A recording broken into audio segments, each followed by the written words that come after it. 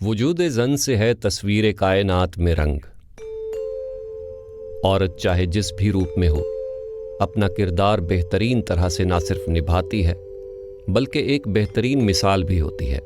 लेकिन क्या आपने कभी सोचा है जो औरत एक सेहतमंद मुआशरे को जन्म देती है, उसकी अपनी सेहत क्या अहमियत रखती है? फीमेल्स हैं, बच्चों के दरमियान आप वक्फा रखते हैं इस वजह से ताकि बच्चे की दूर जो है दूसरा बच्चा जो आ रहा है दुनिया में, जाहिर सी बात है आप वक्फा नहीं रखेंगे दूसरा बच्चा भी आ जाएगा तो पहले बच्चे की दूर के मुतासिर होने का खदशा है। इस वजह से बेहतर यही है कि आप वक्फा रखें, उसकी हौसला अफजाई की जाए। और इसके अलावा माँ की सेहत है, ठीक है ना, अगर आपको ये लगता है तो सेहत को मुतासिर होने का खदशा है माँ की, तो उस सूरत के अंदर भी वक्फा जो है वो जरूरी होगा ताकि उसको किसी भी किस्म का जिस्मानी नुकसान जो है वो ना पहुंचे या बच्चे को भी नुकसान ना हो।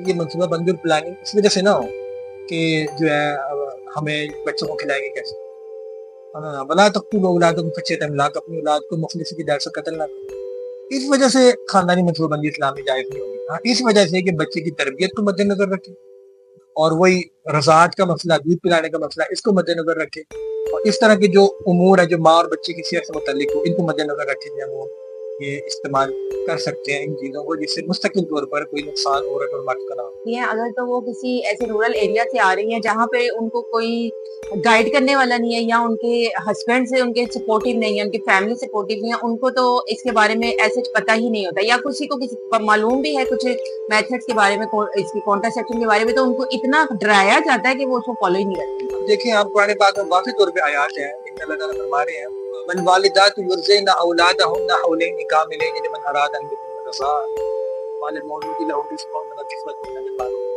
कि अल्लाह ताला फरमाते हैं कि जो अगर कोई माँ अपने बच्चे को दूध पिला रही है, मफ़हूम बता रहा हूँ इसका, अपने बच्चे को दूध पिला रही है तो उसके अंदर ये अहकामात हैं कि जो बाप के जिम्मे है कि वो उसको दूध पिलाने की बाकायदा उजरत, उसको अच्छा लिबास पहनाए, उसको अच्छा रिस्क दे, क्योंकि वो उसके बच्चे को क्या कर रही है, दूध पिला रही है।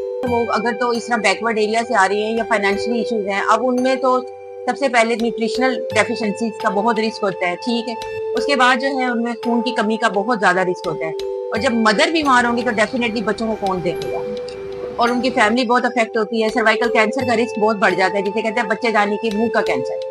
बार बार जब औरतें बच्चा पैदा करती हैं उनके अंदर बहुत सी तब्दीलियां आती हैं, बहुत से मसाइल पैदा हो सकते हैं, उसमें सबसे बड़ा मसला ये भी है जिसके बारे में लोगों को अवेयरनेस है ही नहीं, मालूम ही नहीं है कि ये चीजें भी हमारी सेहत को मुतासिर कर सकती हैं, क्योंकि लोग चाहते भी नहीं है इसके बारे में। पाकिस्तान की जो कुछ अवाम ऐसी है जो चाहती ही नहीं है कि उन्हें बताया जाए। कि अपने आप को हलाकत में न डालें, अपनी जानों को हलाकत में न डालें। औरत की ज़हनी और जिस्मानी सेहत का बहुत गहरा असर उसके होने वाले बच्चे पर पड़ता है।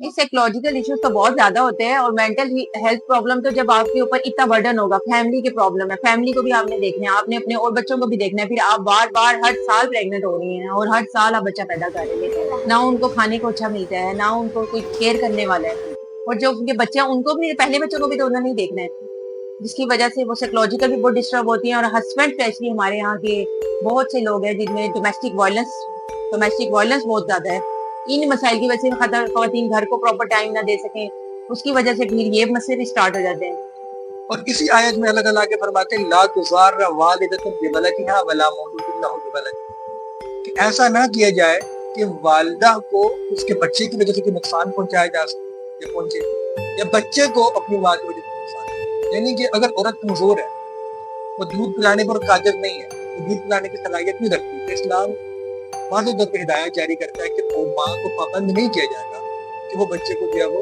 दूध पिलाए, नहीं तो उसकी तबीयत ठीक नहीं है और उसकी जो है वो अंदर के मसाइल हैं, तो उसके ज़िम्मे दूध पिलाना बिल्कुल भी नहीं। पीपीएच बिल्कुल पोस्टपार्टम हेमरेज का बहुत ज्यादा रिस्क होता है, और जिनमें ऑलरेडी अनीमिया, खून की कमी होती है, और उनके अंदर, और वो कुछ मेडिसिन भी नहीं लेती, ना उनको कोई प्रॉपर लुक आफ्टर होती है, तो जब वो डिलीवर होती है उसके बाद उनमें बहुत मसाइल होते हैं, पीपीएच में चली जाती है पेशेंट, और उनके बच्चों के लिए साथ भी बहुत मसाइल होते हैं। अगर औरत किसी भी किस्म की कमजोरी का शिकार होगी तो वो कभी भी एक सेहतमंद बच्चा पैदा नहीं कर पाएगी। और फिर आगे अल्लाह ताला इसी आयत में आगे सीखने से फरमाते हैं कि अगर आप ये चाहें कि उस बच्चे को किसी और औरत से दूध पिलवाएं, कोई इशू है या कोई भी मामला है, अल्लाह फरमाते हैं कि जिससे आप اس کو دودھ پلوائیں گے فلا جناح علیکم اذا سلمتم ما آتیتم بالمعروف، تو اس کو بھی جب آپ نے اس کو بھی اس کی اجرت دی.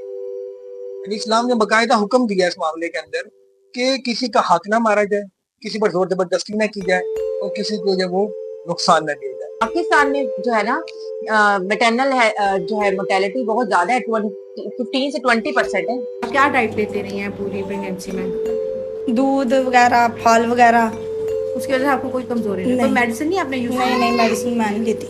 اب جو مختلف طریقے اور ٹیکنالوجی استعمال ہو رہی ہیں، اب اس میں کچھ چیزیں تو مکمل طور پہ نجائز. مثال کے طور پہ کوئی شخص اپنے آپ کو مکمل طور پہ نامرد کرے تو یہ اس سے اسلام میں سختی سے ہوتا ہے. اور کوئی بچی کوئی خاتون اپنی جو بچہ دانی جو ہے اس سے اپنے آپ کو محروم کر دے، یہ بھی اسلام میں سخت گناہ ہے. اس کا اس میں احادیث موجود ہے.